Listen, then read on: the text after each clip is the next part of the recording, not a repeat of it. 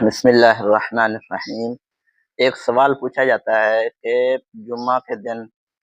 دو خطبوں کے درمیان بیٹھا کیوں جاتا ہے؟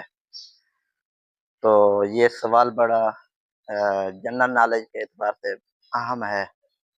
اگرچہ اس کا جاننا کوئی فرض یا واجب نہیں ہے، لیکن اس کی طرف لوگوں کا رجحان رہتا ہے، تو ہم آپ کے سامنے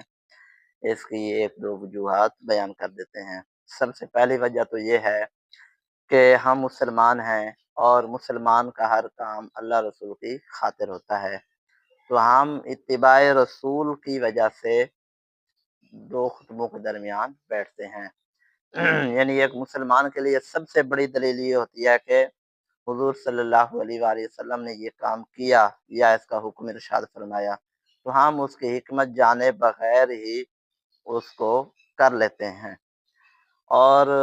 یہ تو ہوئی نقلی بات، یعنی ایسی بات جو قرآن و حدیث سے منقول ہو، تو یہ حدیث رسول سے، سنت نبوی سے ثابت ہے۔ اور دوسری عقلی دلیل بھی علماء کرام نے دی ہے کہ دو خطبوں کے درمیان اس لیے بھی بیٹھا جاتا ہے تاکہ راحت ہو، تاکہ تھکاوٹ نکالی جا سکے، کیونکہ